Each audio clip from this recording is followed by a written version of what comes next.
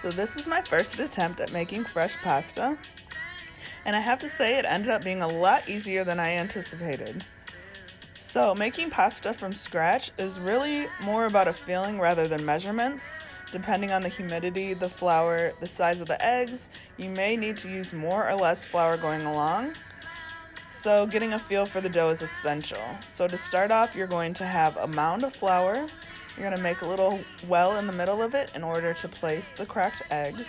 And then you're going to scramble them and continuously pull in a little bit of flour at a time. And you may not use all the flour that you have out. I did this 3 different times and ended up liking the final time the best.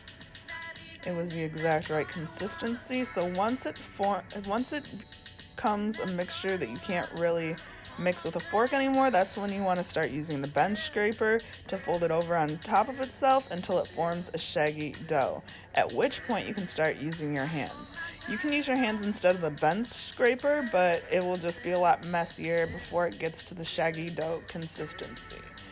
So you're going to want to work the dough until it's completely smooth to the touch. It'll take about 10 minutes to transform the shaggy mix into a smooth and elastic ball. So you're going to get a definite upper body workout.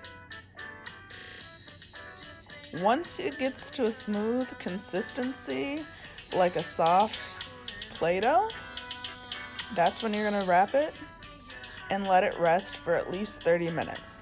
This will make it smoother and easier to deal with when rolling it out.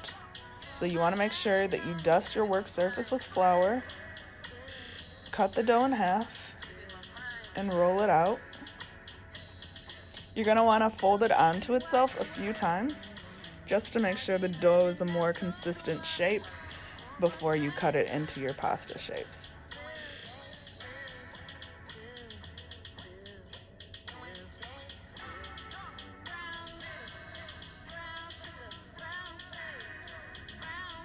And I found that my rolling pin didn't really get the dough as thin as I would have preferred. If you have a pasta maker, that's just makes this part of it very easy because you can just put it through the pasta maker to get it to the correct thickness. So I would say you'd want the pasta to be thin enough that you could read a newspaper through it. This dough still was a little bit thicker than I would have preferred. After you get it to the thinness you like, you want to dust it again with flour before you fold it up to cut it into your desired pasta shapes, just to make sure that it doesn't stick to each other. And then also you're going to want to dust it again once you finish cutting it to prevent any sticking.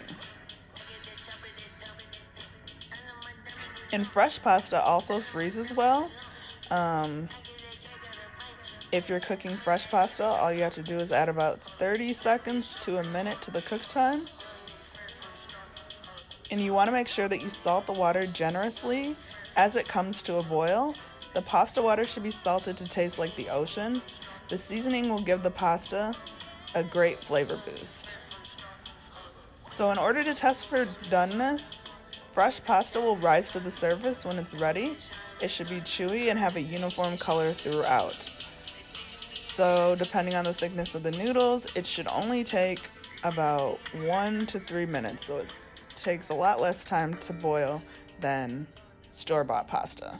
And you want to reserve a little bit of the pasta water for the sauce.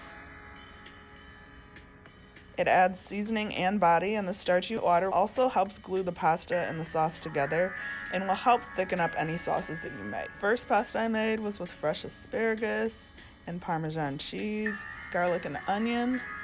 And the next day I made another pasta with oven roasted tomatoes with a little bit of olive oil, salt and pepper.